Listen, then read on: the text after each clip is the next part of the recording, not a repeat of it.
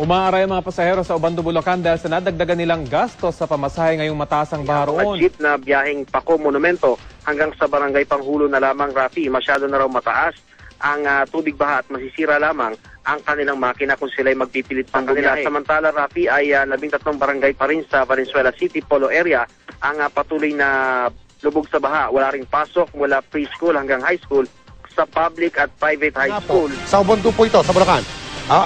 Nagbistulan na po dagat eh. Ilang araw na rin laman ng balita ang pag-aanunsyo ng suspension sa klase at sa iba't ibang lugar na apektado ng bagyong Hener. Hindi pa rin maiaalis ang pagkadismaya ng mga magulang sa ilang local government units. Sunod na bagyo, walang tigil na buhos ng ulan at samahan pa ng hindi humuhupang baha. Yan ang gumulantang sa ating itong mga nagdaang mga araw. Apektado ang lahat. Tambay, negosyante, mga magulang at mga estudyante. Lalo na ang mga nasa bahaing lugar tulad ng Valenzuela at karating na bayan nitong Obando na halos gabewang na ang taas ng tubig.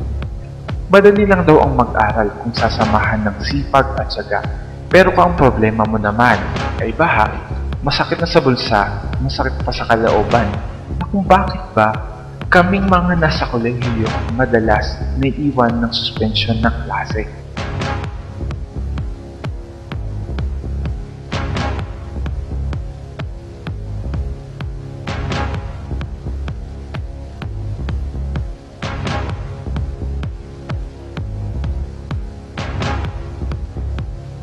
Dahil sobrang laki ng tubig, napilitan kong lumusong sa baha.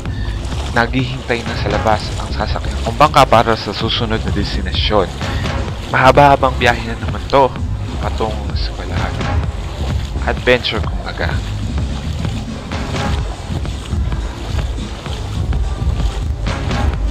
Ang pagbabangka na lang ang tanging paraan para makapasok ka ng tuyo sa eskwelahan. Buti na lang na tiyempuan namin ang mga kaibigan namin nagbabangka. Makabawas man lang sa laki ng pamasahe.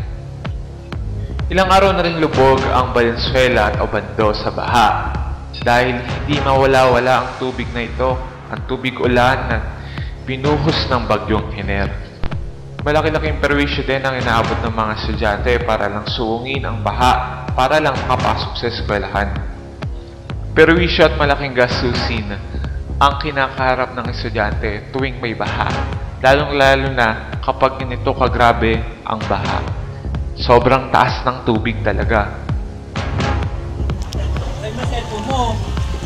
Dito tayo ngayon sa Balangkas kung saan ito yung kinakaharap namin tuwing baha.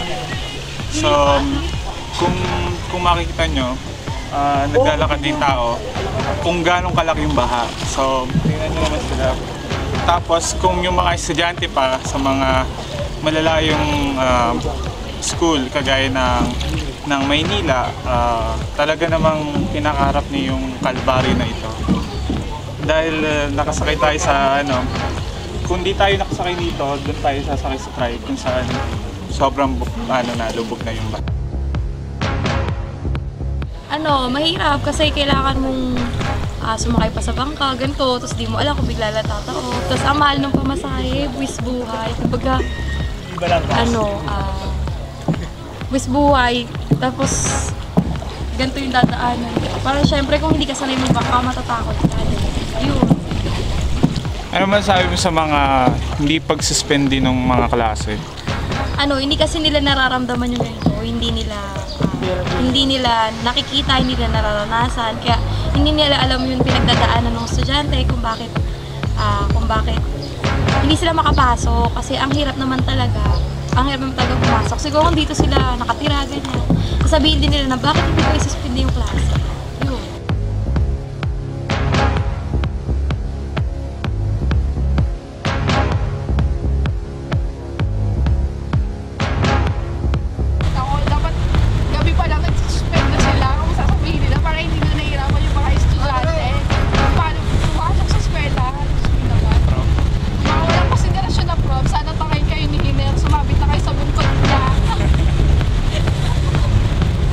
Kaso bakit kung galing nyo, wala kayo